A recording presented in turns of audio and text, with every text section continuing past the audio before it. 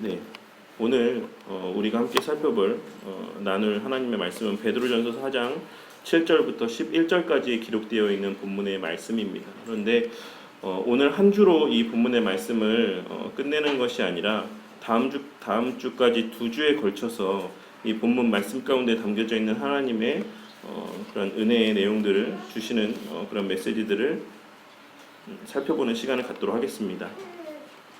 베드로 전서와 베드로 후서는 제목에서 드러나고 있는 것처럼 베드로가 기록한 서신서로서 소아시아 지역에 거하고 있는 교회의 성도들을 향해서 기록된 공동서신이라고 할 수가 있습니다. 그래서 공동서신이라는 의미는 그러니까 보편적으로 어떤 한 특정한 지역에 속해 있는 사람들에게 기록된 서신이 아니라 보편적으로 모든 성도들이 돌려가면서 회람하면서 읽을 수 있도록 기록된 서신이라는 의미가 담겨져 있습니다. 그래서 소아시아 지역에 있었던 보편적으로 여러 곳에 펼쳐져 있었던 그런 교회들 성도들이 함께 읽었으면 하는 의도로 기록된 서신서라는 그런 의미가 담겨져 있습니다.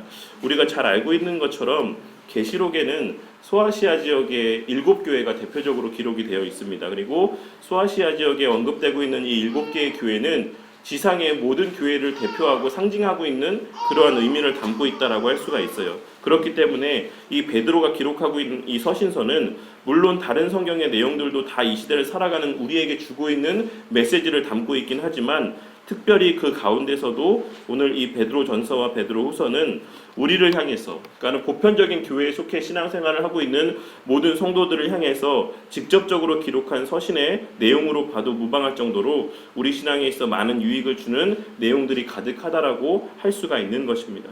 그런데 일부의 사람들은 어부였던 베드로가 어떻게 이와 같이 논리적이고 신학적인 주제들을 함축하고 있는 이 말씀들을 기록하였을까라고 하는 그러한 의문들을 제기하는 경우들도 있습니다. 일반적으로 성경을 비평하고 있는 성경 비평학자들 가운데 그리고 성경을 연구하고 있는 학자들 가운데 그러한 주장들을 하는 사람들이 있다라는 것입니다. 그런데 5장 12절 말씀을 보시면 내가 신실한 형제로 아는 실루안으로 말미암아 너희에게 간단히 써서 권하고 라고 기록되어 있는 것처럼 이 서신의 내용들은 우리에게 신라라고 잘 알려져 있는 바울과 신라라고 했을 때에 그 신라로 잘 알려져 있는 이 실루아노라는 사람을 통해서 베드로가 기록한 서신이라는 것을 우리가 확인할 수가 있습니다. 그래서 베드로가 했던 이야기들을 이 논리적이고도 어떤 잘 문법적으로 체계가 갖추어진 서신으로서 이 신라라는 사람이 대신해서 집필했다라는 것을 우리가 확인할 수가 있다라는 사실입니다. 그렇기 때문에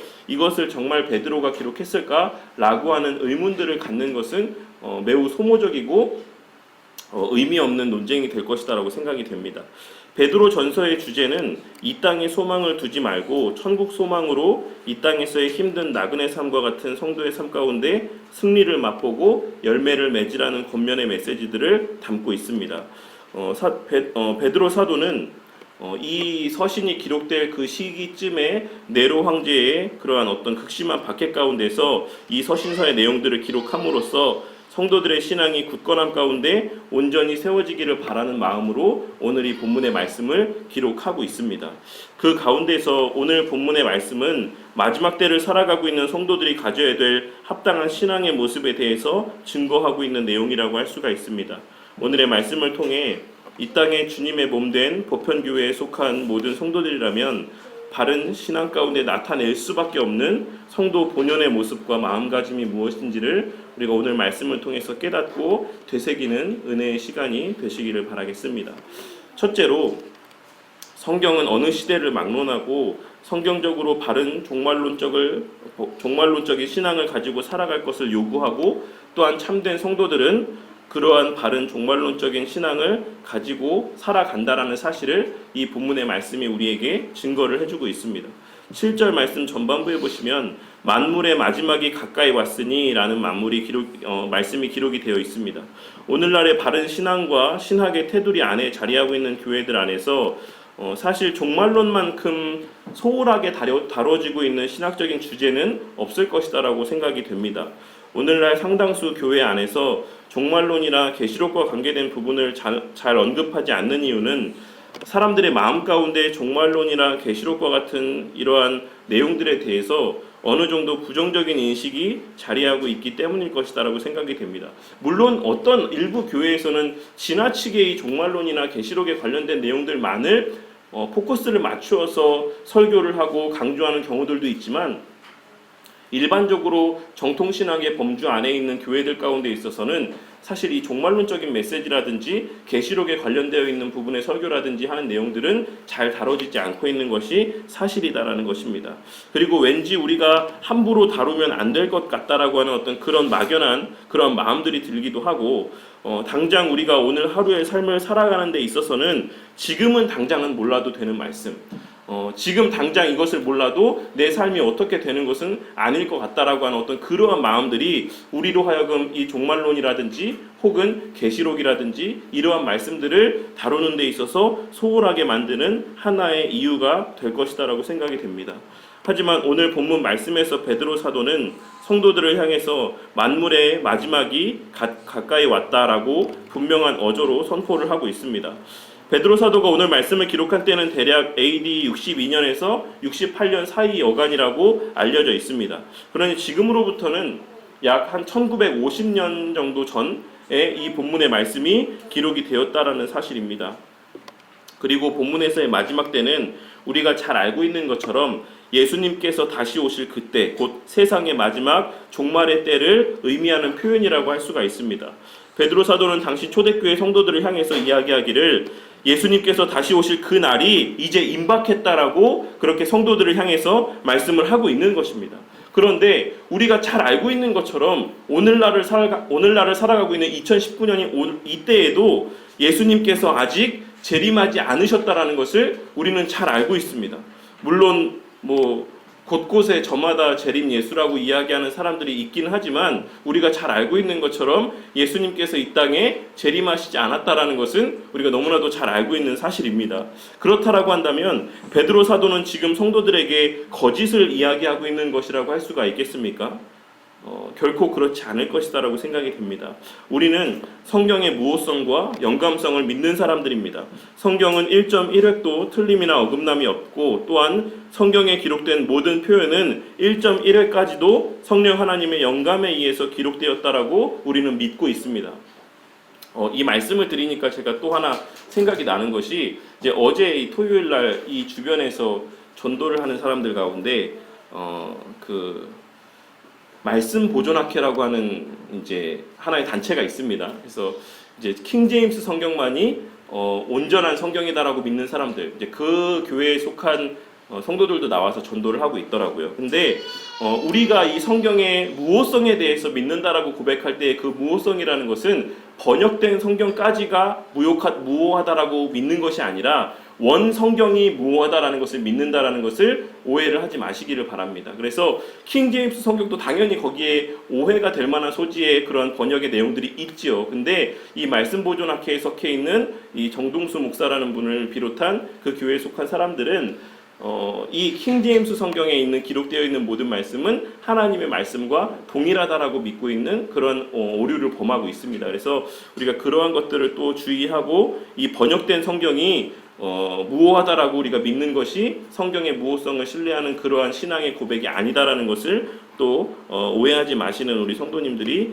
되시기를 바라겠습니다.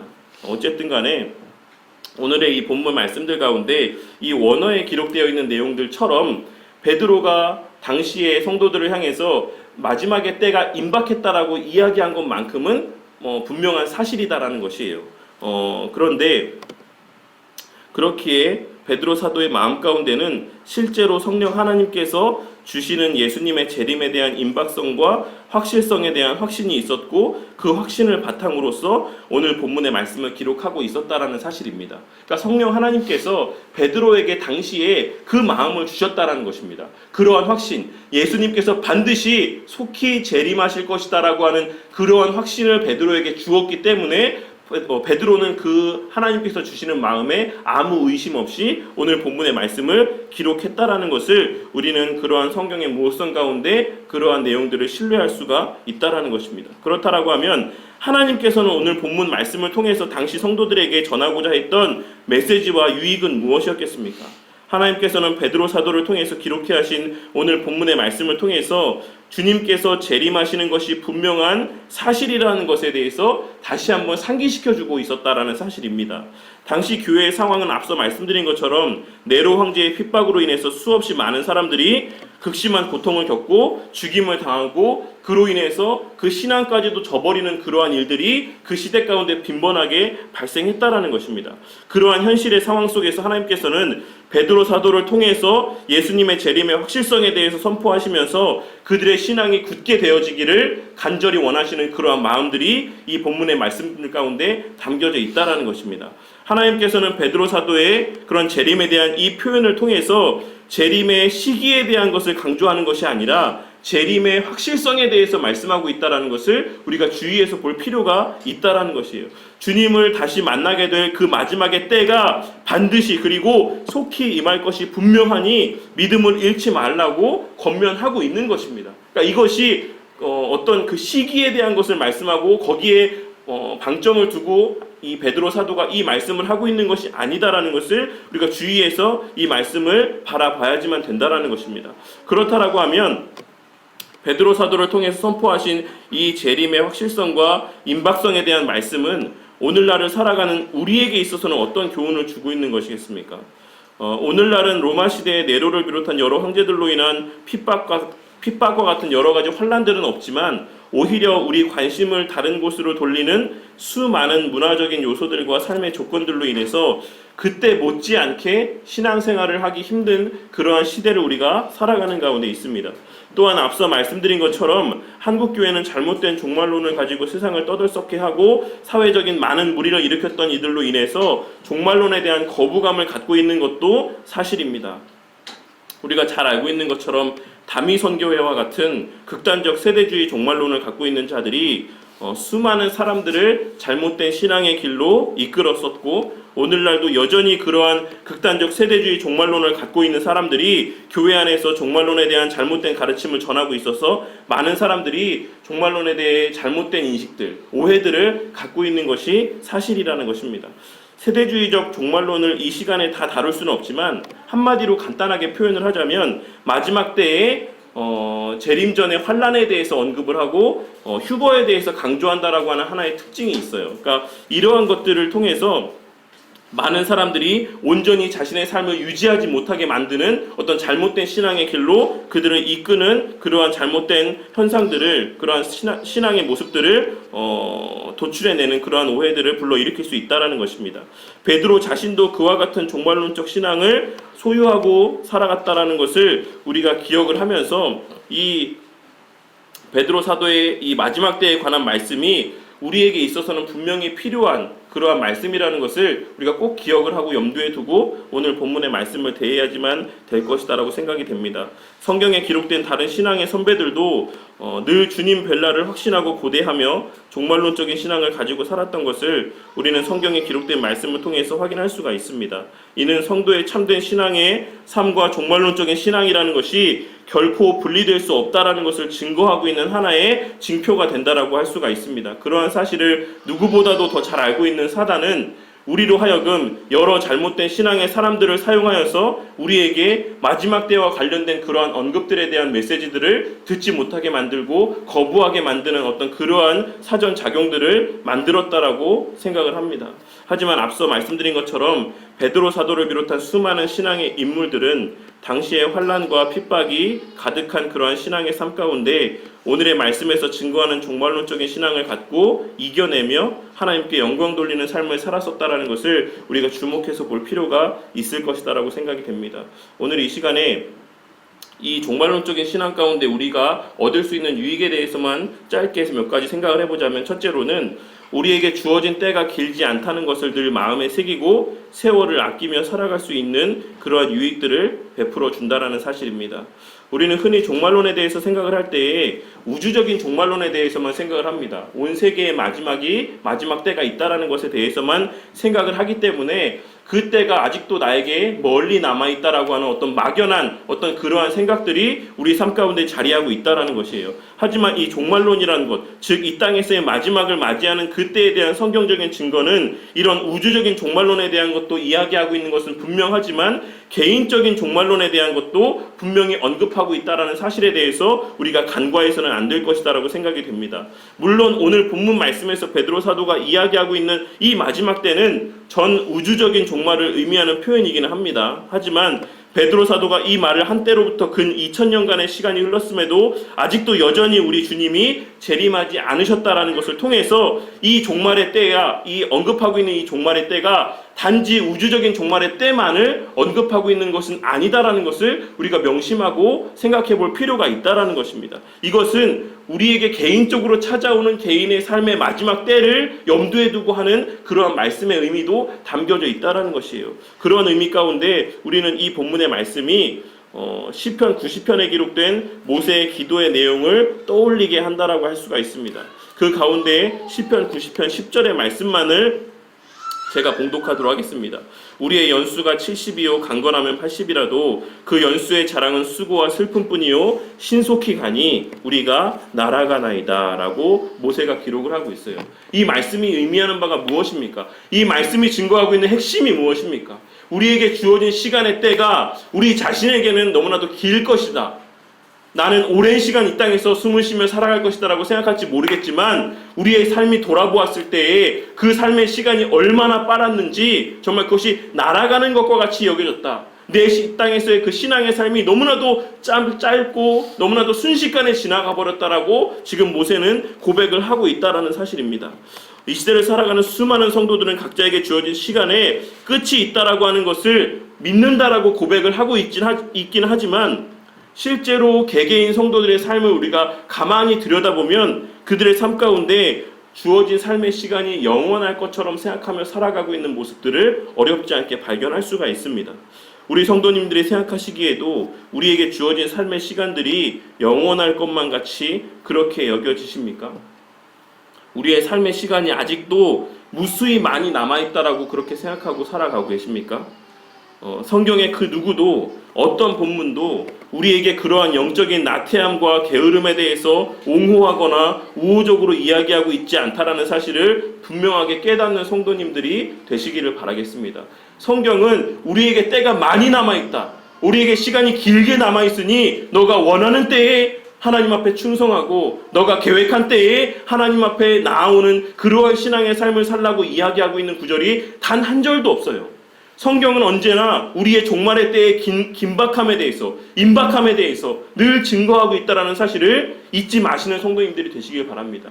늘 성경의 말씀은 너가 언제 주님을 만날지 알지 못한다. 주님께서 언제 재림하실지 알지 못한다. 우리 주님께서 도둑같이 이 땅에 임하실 것이다라고 하는 이 천국의 임박성에 대해서, 재림의 임박성에 대해서 계속해서 수도 없이 우리에게 강조하고 또 강조하고 있다는 사실입니다. 그럼에도 불구하고 신기하리만치 이 땅에 살아가는 많은 성도님들은 마치 나의 삶이 영원할 것처럼, 나에게 당연히 내일의 삶이 오고 당연히 일주일의 삶이 보장되어 있고 당연히 한 달 뒤에 1년 뒤에 10년 뒤에 나의 삶이 여전히 이 땅에서 유지되고 있을 것이다 라고 하는 그러한 생각을 갖고 신앙의 삶을 살아가는 자들이 너무나도 많이 있다는 것이에요. 오늘 못하면 내일 하면 되지, 내일 못하면 한 달 뒤에 하면 되지, 지금 못하면 형편이 좋아지면 하면 되지. 이러한 막연한 기대감 가운데, 막연한 생각 가운데 이렇게 신앙의 삶을 살아가고 있는 모습들이 오늘날 성도들의 삶의 모습들 가운데 너무나도 빈번하게 보여지고 있다는 사실입니다. 그러한 자들을 향해서 베드로 사도를 통해 하나님께서 우리에게 하시는 말씀, 마지막 때가 가까이 왔다. 언제 주님께서 재림하셔도 이상하지 않을 그 때가 지금 우리의 바로 앞에 놓여져 있다. 우리가 언제 주님을 다시 만나도 이상하지 않을 만큼 우리는 그러한 우리의 마지막 때를 앞두고 살아가는 그러한 주님 만나는 그 임박성의 그 앞에 가운데, 긴급함 가운데 우리가 살아가고 있다라는 것을 말씀하고 있는 것입니다. 우리가 이것을 인지하고 살아갈 때에 그 어떤 성도도 삶 가운데 나태함의 삶의 모습을 나타내 보이지 않을 수 있을 것이다라고 생각이 됩니다. 내게 주어진 지금의 이 하루, 내가 확신할 수 있고 내가 장담할 수 있는 지금 이 순간에 내가 하나님 앞에 어떻게 살고 있는지에 대해 우리가 생각하며 돌아보며 애쓰고 수고하며 그러한 하나님 앞에서의 진실된 하루하루의 삶을 살아갈 수 있게 만들어주는 것이 바로 바른 성경적인 종말론을 갖고 살아가는 성도들이 누릴 수 있는 영적인 유익이 된다라는 사실입니다. 그것을 베드로 사도를 통해서 하나님께서는 우리에게 지금 이 시간 증거해 주고 있다는 것이에요. 둘째로는 우리 신앙의 가치가 반드시 빛을 발하게 될 그 날을 소망하면서 살아갈 수 있게 해주는 그러한 영적인 유익들이 있다는 것입니다. 바울은 고린도전서 15장 19절에서 이런 말씀을 했습니다. 만일 그리스도 안에서 우리가 바라는 것이 다만 이 세상의 삶뿐이면 모든 사람 가운데 우리가 더욱 불쌍한 자이리라 라고 하는 말씀을 했어요. 이 말씀을 통해서 바울이 증거하고 있는 것이 무엇입니까? 우리가 불쌍한 자라는 것을 말씀하고 있는 것이 아니라 이 말씀을 통해서 우리의 신앙이 그 가치를 드러내게 될 그때가 반드시 존재한다라는 사실을 역설하고 있다는 것을 우리가 이 말씀의 내용을 통해서 확인할 수가 있습니다. 우리의 참된 삶이라는 것은 이 땅에서만 유지가 되고 끝나는 것이 아니다라는 것을 오늘의 이 본문의 말씀, 마지막 때가 있다, 이 땅에서는 우리의 삶이 마감되어지는 그 때가 있다라는 이 말씀을 통해서 하나님께서는 우리에게 되새겨주고 있으시다라는 사실입니다. 우리에게 주어진 진짜 복된 삶이라는 것은 지금도 우리는 부분적으로나마 그 맛을 맛보면서, 천국의 맛을 맛보면서 살아가고 있긴 하지만 온전한 의미에서의 이 땅에서의 마지막과 우리의 삶의 마지막 순간을 통과한 이후에 그 온전한 의미에서의 복된 삶이라는 것은 우리에게 허락된다라는 것을 꼭 기억하고 살아가시는 성도님들이 되시기를 바라겠습니다. 그렇기에 성도의 죽음이라는 것은 복된 것이고 성도의 마지막 날이라는 것은 기쁨의 날이 되는 것이며 우리 주님께서 성도의 죽음을 복되고 귀하게 보신다라고 말씀하시는 의미가 바로 이 사실을 전제하고 있다는 것을 명심하시기를 바라겠습니다. 하지만 그 사실을 알지 못하는 세상에 속한 자들이 우리의 삶을 바라볼 때에는 우리의 삶만큼 불쌍한 삶, 미련한 삶을 살아가는 자들도 없을 것이다라고 그렇게 여겨질 것입니다. 예배를 드리기 위해서 시간을 허비하고 힘들게 땀 흘려서 세상 가운데서 고생하며 번 돈을 교회에 헌금하며 눈에 보이지도 않는 막연한 대상을 신뢰하며 기도하며 살아가는 우리의 신앙의 삶이 세상에 속한 사람들이 볼 때는 정말로 너무나도 미련한 것이에요.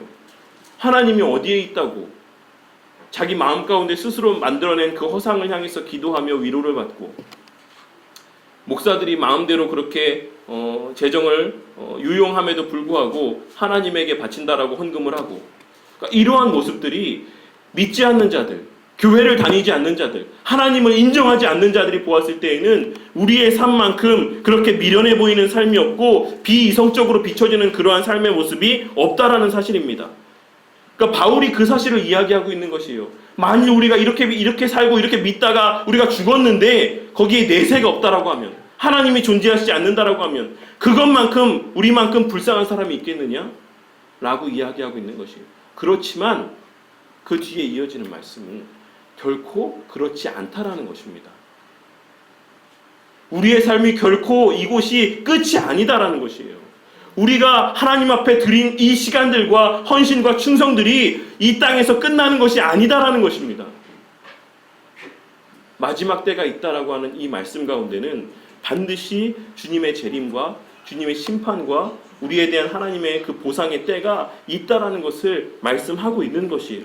그러니까 제발 세상 사람들이 추구하고 하는 그런 세상의 어떤 그런 가치들에 목을 매달고 그것에 귀를 기울이며 그것의 시선을 빼앗기며 하나님께서 주신 귀한 시간들을 그런 것을 추구하며 살아가는데 허비하지 말라고 이렇게 말씀하고 있는 것입니다. 그런 것들은 다 썩어 없어질 것들이다. 그런 것들은 다 무익한 것들이다. 그것들이 너희 영생의 삶을, 너의 행복한 삶을 보장해주는 수단이 되는 것이 아니다라는 것을 말씀을 하고 있다라는 것을 우리가 꼭 이 말씀을 통해서 명심해야지만 될 것이다라고 생각이 됩니다. 그런데 이 말씀이 주위에서 들으실 것은, 제가 이 말씀을 드리는 것이 여행도 다니지 말고 맛있는 것도 먹지 말고 영화도 보지 말고 여가생활도 즐기지 말고 교회 안에서 기도하며 말씀 보며 신앙생활만 해라 라고 하는 것을 말씀드리고 있는 것이 아니다라는 것을 꼭 기억을 하시기를 바라겠습니다. 먹든지 마시든지 여행을 가든지 일을 하든지 영화를 보든지 어떤 여가를 취하든지 간에 무엇을 하든지 궁극적으로는 하나님의 영광을 위해서 해라라는 것을 말씀을 하고 있는 것이에요. 하나님의 영광을 위해, 하나님의 선한 일에 더 열심을 내기 위해 여행을 다니고 그 여행을 통해서 하나님의 창조하심에 그러한 또 세상을 통해서 위로를 받고 힘을 얻고 또 그렇게 한 날 한 날의 삶을 살아가며 하나님께 영광 돌리는 삶의 수단으로서의 여가 생활은 우리 성도에게 있어서 반드시 필요한 것이고 하나님께서 우리에게 베풀어 주신 일반 은총의 하나의 방편이 된다라는 것을 우리가 바르게 깨닫고 그것을 선용해야지만 될 것이다라고 생각이 됩니다. 오늘의 이 기록된 말씀을 통해서 하나님께서는 그리스도께 속한 참된 성도라고 한다면 이 사실을 온전히 깨닫고 언제나 그 참된 가치를 추구하며 살아가게 될 것이다라는 사실을 우리에게 말씀하고 있다라는 것입니다. 하나님께서 기뻐하시며 우리를 칭찬하실 그 날을 대망하며 세상의 수많은 유혹 속에서도 그 신앙을 지키며 살아가게 될 것이다라는 사실이 이 말씀을 통해서 우리에게 주고 있는 또 하나의 유익이 될 것이다라고 생각이 됩니다. 이와 같이 마지막 날을 기억하고 마음에 새기며 살아가는 자들에게는 그 신앙이 결코 흔들리지 아니하고 다른 곳을 바라보지 않는 영적인 유익이 있다라는 것입니다. 그렇게 하나님께서는 베드로 사도의 입술을 통해 선포케 하시는 이 마지막 때에 대한 언급을 통해 당시의 믿음이 흔들리는 성도들을 권면하는 동시에 내세의 소망으로서 그 믿음을 굳건하게 세우고자 하는 그러한 의도를 담아 이 말씀을 기록해 하셨다라는 것입니다. 마지막 때에 대한 분명하고도 확실한 지식과 믿음이라는 것은 하나님께서 당신의 택한 백성들의 신앙을 보존하심에 있어서 핵심적인 수단 중에 하나라는 것을 명심하는 성도님들이 되시기를 바라겠습니다. 그렇기에 하나님께 속한 자들은 바른 종말론적인 신앙을 소유하게 될 수밖에 없으며 그러한 바른 종말론적인 신앙으로 말미암아서 결과적으로 수단이 되어 나타나는 게으르고 나태하지 않는 신앙의 삶, 고난과 환난 속에서도 흔들리지 않는 신앙의 삶을 증거하며 살아갈 수 있는 그러한 복을 누리게 된다라는 것입니다. 그리고 언제나 어떤 순간 속에서나 예수님께서 열 처녀의 비유에서 말씀하신 그러한 마지막 말씀인 그런즉 깨어 있으라 너희는 그 날과 그 때를 알지 못하느니라 라고 하는 이 말씀을 늘 이 말씀에 귀를 기울이며 그것을 마음에 새기고 살아가게 된다라는 것을 꼭 기억하고 명심하시는 우리 성도님들이 되시기를 바라겠습니다. 그렇다라고 하면 이 마지막 때가 있다라는 사실을 분명하게 아는 자들은 어떠한 삶을 살아가야지만 되는 것이겠습니까? 마지막 때를 아는 자들이 열심을 내며 추구할 수밖에 없는 삶의 모습은 무엇이겠습니까? 그것은 바로 뒤에 이어지는 말씀의 내용들을 통해서 베드로 사도는 그 사실에 대해 증거를 하고 있습니다. 첫째로는 바른 종말론적인 신앙을 가진 자들은 어떤 상황 속에서도 정신을 차리고 근신하며 기도한다라는 것을 이 말씀의 내용을 통해서 우리가 확인할 수 있을 것이다라고 생각이 됩니다. 이 본문의 말씀을 원어의 내용대로 다시 직역을 해보자면 그러므로 너희는 정신을 차려라 그리고 기도를 위해서 맑은 정신을 유지해라 라고 이렇게 번역을 할 수가 있습니다. 그러니까는 이 모든 것의 목적이라는 것, 우리가 정신을 차리고 근신해야 되는 그 목적이 바로 기도하기 위함이다라는 것을 말씀을 하고 있다라는 것이에요. 본문에서 정신을 차리다라는 의미와 근신하다라는 표현은 모두 자기 마음을 통제하다 혹은 건전한 마음을 갖다라는 의미를 갖고 있는 표현입니다.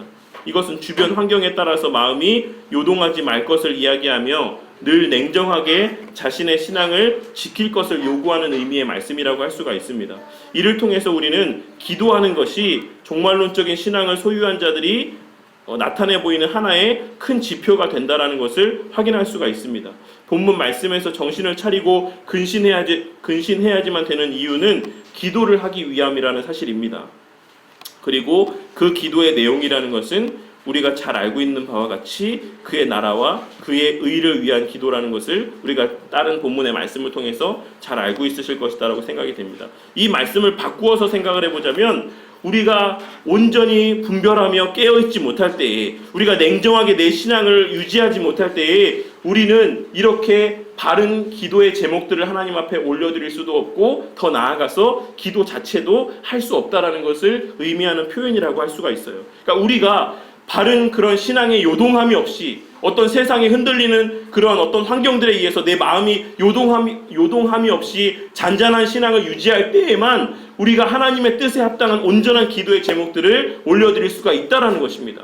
흔히 우리가 우리의 신앙의 삶, 우리의 실제 삶의 모습들만 생각을 해봐도 내 자신의 여러 가지 물질의 핍박이 있을 때, 물질의 어려움과 궁핍함이 있을 때에 우리는 자연스럽게 하나님의 의와 하나님의 나라를 위한 기도의 제목들보다 당장에 내 앞에 닥쳐있는 그 물질의 그 문제를 해결하기 위한 기도를 먼저 할 수밖에 없다는 것입니다.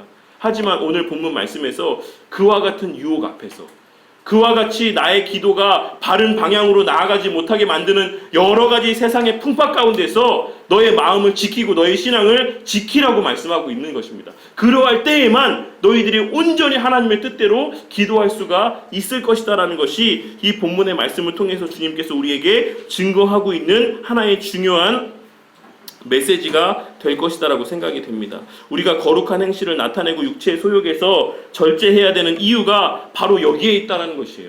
우리가 경건한 삶을 살며 말씀 가운데 거해야 되지만 되는 그 근본적인 이유가 바로 여기에 있다는 것입니다. 우리 성도님들이 왜 경건한 삶을 추구하며 살아가야 된다고 생각하십니까? 다른 사람들 앞에 내가 경건한 사람이라고 자랑하기 위해서? 내 신앙이 좀 나은 사람이라고 사람들 앞에 증거하기 위해서? 그렇지 않다라는 것이에요. 성경이 우리에게 개인 경건의 삶을 요구하고 있는 것, 하나님 앞에 바른 신앙의 삶을 유지할 것을 요구하고 있는 것은 결국에는 그 기도할 바를 바르게 알고 바르게 기도하게 하기 위함이라는 사실을 꼭 기억하시기를 바라겠습니다. 우리가 그렇게 개인 경건의 삶 가운데 바르게 서 있을 때에만 우리는 하나님의 영광을 위해, 하나님의 나라를 위해 온전한 기도의 제목들을 올려드릴 수가 있는 것이고, 그렇기에 이 온전히 주님 앞에 기도하는 이 행위야말로 하나님 안에 속한 참된 성도의 증거가 되는 하나의 표징이 된다라고 이러한 맥락 가운데서 우리가 생각할 수가 있다라는 것입니다. 너무 좀 당연한 얘기처럼 들릴 수 있겠지만 우리가 하늘의 것을 위해서 기도한다라는 것은 왜 참된 성도의 징표가 되는가라는 것을 한번 생각을 해보시면 예를 들어서 요새 참 어떤 부동산에 관련된 이야기들, 이슈들이 또 많이 언급이 되고 있으니까 요즘에 한국 사람들 가운데 부동산 투자를 한다라는 사람들 가운데 지방에 있는 부동산에 투자를 하는 사람들이 있습니까? 없죠. 왜냐하면 그곳은 오를 소망이 없기 때문에 그렇습니다. 많은 사람들이 더욱더 서울로 더 그 중심지로 그곳에 나아가서 투자를 하고자 하는 마음들을 갖기 마련입니다. 그들이 그곳에 투자를 하고 그곳에 많은 관심을 기울이고 그곳에 많은 시간들을 할애한다는 것은 거기에 소망을 두고 있다는 하나의 반증이 된다는 것이에요. 그렇다라고 하면 우리 성도님들은 이 땅에 살아가는 가운데 기도의 제목들 가운데 그 삶의 방향성 가운데 추구하고 있는 삶의 목적들 가운데 어느 것이 가장 많은 비중을 차지하고 있습니까? 우리 성도들의 마음 가운데 생각나는 것들 가운데 가장 많은 포션을 차지하고 있는 것들이 무엇입니까? 그것이 만일 하늘의 것이다라고 하면 우리 성도님들의 그 추구하는 최고의 가치는 하늘에 있는 것이고, 우리 성도님들이 추구하고 있는 그 삶에 차지하고 있는 기도의 제목들 가운데 상당 부분이 땅의 것이다라고 한다면 우리는 여전히 땅의 것을 소망하며 그것에 영향을 받으며 살아가는 자들이라는 사실을 증거해주는 하나의 반증이 된다라는 것을 꼭 명심하시는, 깨닫는 우리 성도님들이 되시기를 바라겠습니다. 지금의 내 마음 가운데 무엇이 우리의 그러한 기도를 방해하고 있는지를 한번 곰곰이 생각해 보시는 성도님들이 되시기를 바라겠어요. 우리가 이 땅에 소망을 두고 기도하면 우리의 마음 가운데는 늘 염려와 불안이 있을 수밖에 없습니다. 하지만 우리가 하늘에 소망을 두고 기도한다라고 하면 우리 마음에는 늘 평안과 확신이 자리할 수밖에 없다라는 것을 꼭 깨닫는 우리 성도님들이 되시기를 바라겠습니다. 왜냐하면 하늘에 소망을 두고 하는 기도는 하나님께서 반드시 하나님의 방법대로 응답을 하시고 성취하시기 때문에 그래요. 그것이 비록 나를 통해서 지금 당장 내가 원하는 때에 이루어지는 것이 아닐지라도 그것이 하나님의 뜻에 합한 기도의 제목이라고 한다면 하나님께서는 하나님의 방법을 통해서 반드시 하나님의 영광을 위해 그 기도의 제목을 성취해 주실 것입니다. 그렇기에 우리가 하늘의 것을 위해 기도하는 가운데 염려하거나 낙심하지 말아야 될 이유가 바로 여기에 있다는 것입니다. 그러니 하나님의 나라를 위해서 기도하시고 불안해하지 마시기를 바라겠습니다. 여러 세상적인 것들에 기웃대느라 정작 보아야 될 것, 들어야 될 것을 놓치는 그러한 우를 범하지 않는 우리 성도님들이 되시기를 바라겠습니다. 오늘의 말씀은 이 내용까지만 하고 매짐을 하도록 하겠습니다. 오늘의 말씀의 대전제가 되는 것은 마지막 때가 임박했다라는 사실입니다. 이것은 반드시 주님의 재림만을 의미하는 것이 아니다라는 것을 꼭 명심하시는 성도님들이 되셔야지만 될 것입니다. 우리는 오늘 밤에라도 언제든지 주님을 만날 수 있는 자들이라는 사실을 꼭 명심하셔야지만 될 것입니다. 우리에게 주어진 이 땅에서의 시간이 얼마인지 아무도 알지 못하고 우리 모두가 개인적인 종말의 때를 앞두고 살아가는 자들이라는 사실을 늘 기억하시기를 바라요. 그래서 우리가 오늘 당장 주님을 만날지라도 그 앞에 부끄럽지 않게 설 수 있는 자들이 되기 위해서 세월을 아끼고 때를 아끼는 그러한 열심을 다하는 삶을 살아가야지만 될 것이다라고 생각이 됩니다. 그리고 오늘 말씀에서와 같이 마지막 때가 가까울수록 우리의 신앙을 흔드는 제목들이 더욱더 많아질 것이다라는 사실을 오늘 말씀을 통해서 깨달으시고 그것이 또한 동시에 우리 주님 뵐 날이 얼마 남지 않았다는 것을 증거해주는 하나의 표징이 된다라는 사실로 말미암아 위로를 받으시는 우리 성도님들이 되시기를 바라겠습니다.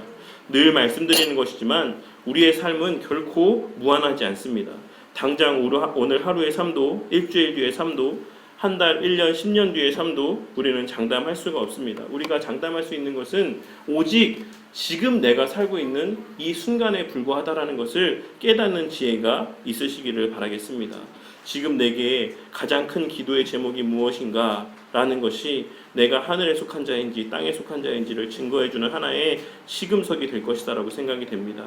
오늘의 이 전체적인 내용의 이런 말씀들을 통해서 마음 가운데 새기시고 정말 내가 오늘 한날 하나님의 영광을 위해서 기도하며 헌신하며 충성하며 살아가는 이 하루의 삶들이 모여서 훗날 내 신앙의 삶이 정말 하나님 앞에 온전한 삶이었다 고백하게 되는 그러한 참된 신앙인의 삶이 되어 간다라는 사실을 꼭 기억을 하시고 정말 이러한 불현듯 찾아올 수 있는 누구에게나 찾아올 수 있는 이러한 영적인 나태함과 게으름과 어떤 그러한 안일함 가운데 빠지지 마시고 늘 하나님의 마지막 때를 앞두고 살아가는 그러한 긴박함 가운데 그 한날 한날의 삶을 하나님 앞에 가치 있고 귀하게 또 선용하는 복을 누리시는 우리 성도님들이 되시기를 주님의 이름으로 간절히 축원합니다.